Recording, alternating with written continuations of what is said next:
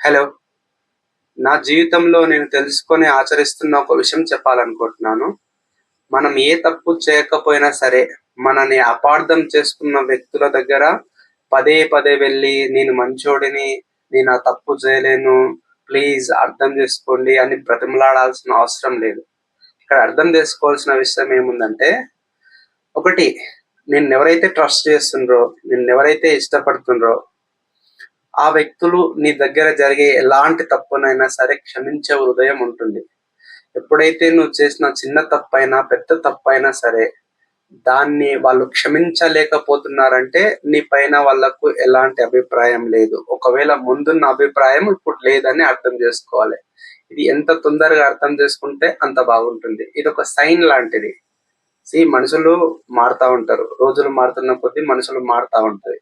ఒక వ్యక్తి పైన ఒకప్పుడున్న ఒపీనియన్ అనేది ఎప్పుడు అలాగే ఉంటుందని ఎవరు చెప్పలేరు.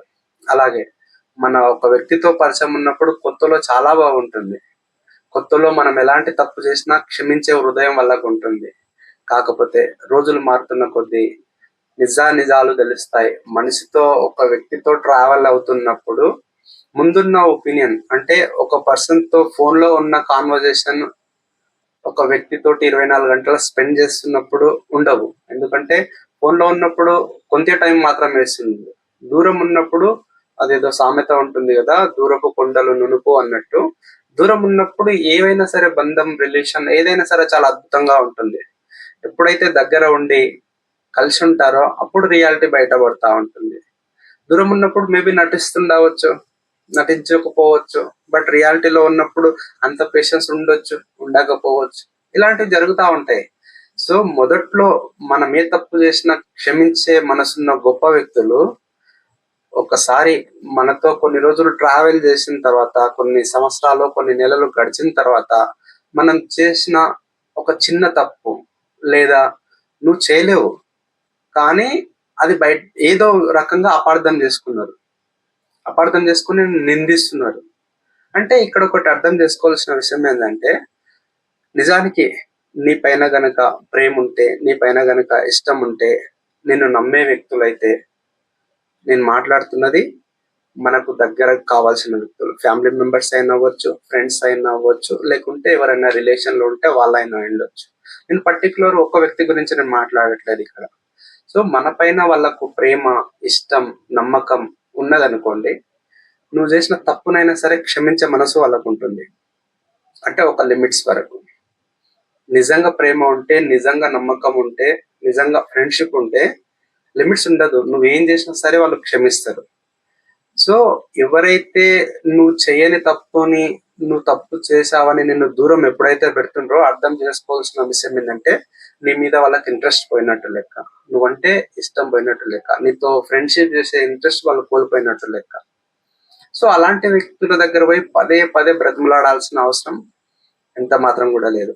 ఇన్ కేస్ ఒక గుడ్ రిలేషన్ లో ఉండి నువ్వు పొరపాటున తప్పు చేస్తే, నిన్ను వాళ్ళు అనుమానిస్తుంటే, నిన్ను దూరం పెడతా ఉంటే, ఎస్ డెఫినెట్ గా పోయి నువ్వు క్షమించమని అడుగుతావా, రిక్వెస్ట్ చేస్తావా, 100% నువ్వు ట్రై చేయు. ఎందుకంటే నీకు వాళ్ళంటే ఇష్టం ఉంటే, వాళ్ళతో ఫ్రెండ్షిప్ నీకు కావాలని ఉంటే, నువ్వు ఒకవేళ తప్పు చేస్తే, ఇక్కడ నువ్వు తప్పు చేయనప్పుడు వాళ్ళు నిన్ను అపార్థం చేసుకున్నప్పుడు మాత్రం ఎట్టి పరిస్థితుల్లో కూడా అంతలా లాగదీయాల్సిన అవసరం లేదు. ఎస్ ఒకసారి ట్రై చేసి చూడాలి. వాస్తవం ఏందన్నది క్లియర్ గా స్పష్టంగా ఫోన్ లో కాదు, స్పష్టంగా ముందుకెళ్ళి ఐ కాంటాక్ట్ చెప్పే ప్రయత్నం చేయాలి. అప్పటికి నువ్వు చేసింది తప్ప ఒప్ప అని నువ్వు క్లారిటీ ఇవ్వంగా కూడా అర్థం చేసుకోకుండా నిన్ను అపార్థం చేసుకుంటా పోతున్న వ్యక్తుల దగ్గరికి నిర్మోహమాటంగా సెకండ్ టైం వెళ్ళొద్దు, నువ్వు చెప్పొద్దు, నువ్వు ప్రాధాయపడద్దు. ఇక్కడ నువ్వు క్లియర్ గా అర్థం చేసుకోవాల్సిన విషయం ఏంటంటే, నీ పైన ముందున్న ఒపీనియన్ ఇప్పుడు వాళ్ళకు మారిపోయింది, చేంజెస్ వచ్చేసినాయి. సో నువ్వు ఎంత బ్రతిమలాడ్డా ఇక్కడ వ్యర్థమే. ఇక్కడ ఎంతసేపు ట్రై చేసినా వేస్ట్. మార్పు నీలో జరగలేదు, ఎదుటి వ్యక్తి పైన మన పైన మార్పు వచ్చేసింది. మన మీద వాళ్ళకి ఏదైతే ఒపీనియన్ ఉందో అది చేంజ్ అయిపోయింది. ఇప్పుడు ఏదైతే ఒక సంఘటన జరిగిందో అది ఒక కారణం మాత్రమే.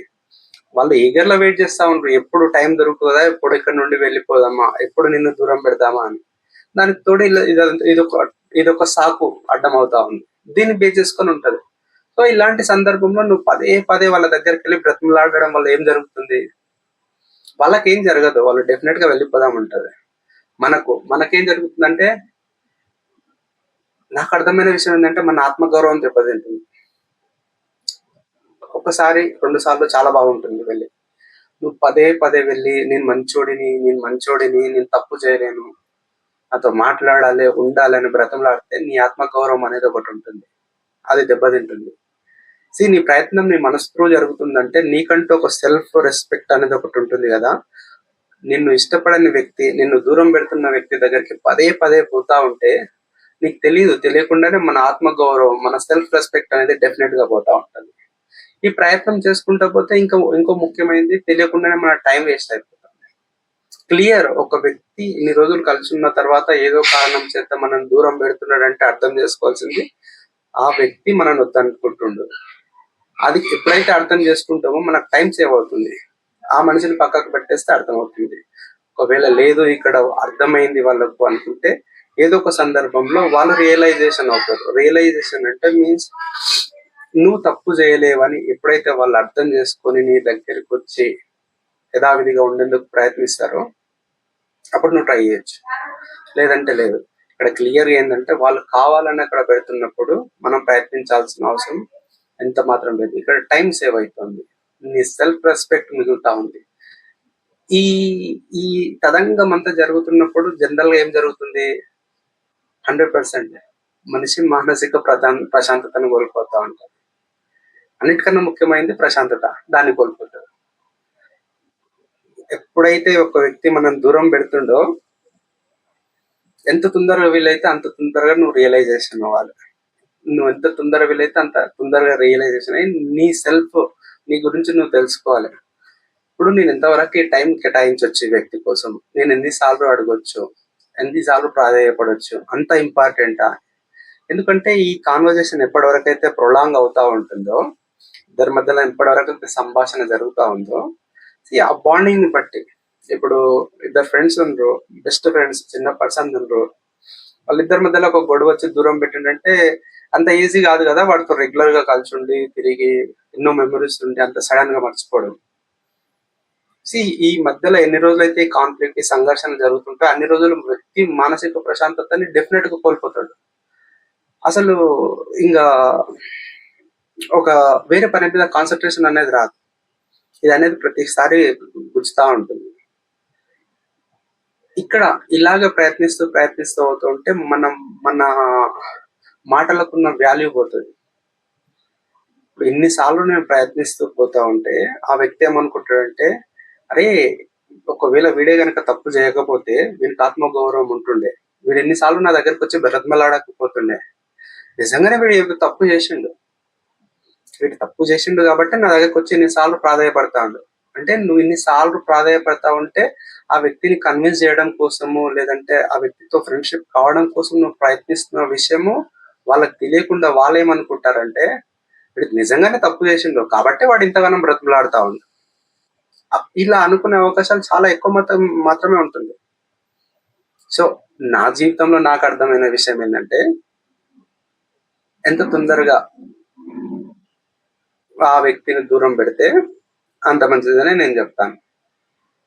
ఒక ఇష్టము, ఒక ఫ్రెండ్షిప్ ఉన్నదంటే నువ్వు ఏ తప్పు చేసినా సరే క్షమించే హృదయం ఉండాలి. అలా ఎప్పుడైతే లేదో నీ పైన ఆ వ్యక్తికి మార్పు వచ్చింది, నీ పైన ఆ వ్యక్తి విశ్వాసం కోల్పోయిందని అర్థం. అలా కోల్పోయిన విశ్వాసాన్ని నువ్వు పదే బ్రతిమలాడి కాళ్ళేళ్ళు మొక్కి తీసుకొచ్చిన తర్వాత అదేమన్నా ఎక్కువ రోజులు ఉంటుందా? లేదు. ఒక్కసారి ఒక వ్యక్తి పైన నమ్మకం రావాలంటే చాలా రోజులు టైం పడుతుందేమో, బట్ ఒక వ్యక్తి పైన నమ్మకం కోల్పోవాలంటే క్షణం జరుగుతుంది. ఒక్కసారి వ్యక్తి పైన నమ్మకం కోల్పోయిన తర్వాత మనం ఎంత ట్రై చేసినా ఆ నమ్మకం తిరిగి రాదు.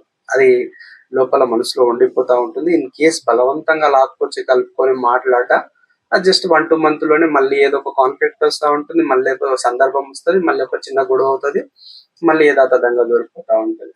ఒక్కసారి ఒక వ్యక్తికి మార్పు మొదలైంది మన పట్ల అనుకుంటే వీలైనంత వరకు కొద్దిగా కష్టమైనా పర్లేదు, ఆ వ్యక్తితో దూరం ఉండడమే చాలా బెస్ట్.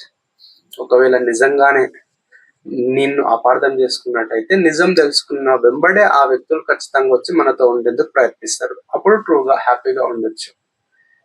ఇది నేను ఈ వీడియోలో చెప్పాలనుకున్న విషయం. ఒకవేళ ఈ వీడియో నచ్చినట్టయితే ఛానల్ని సబ్స్క్రైబ్ చేసుకోండి. ఉంటా. బాయ్.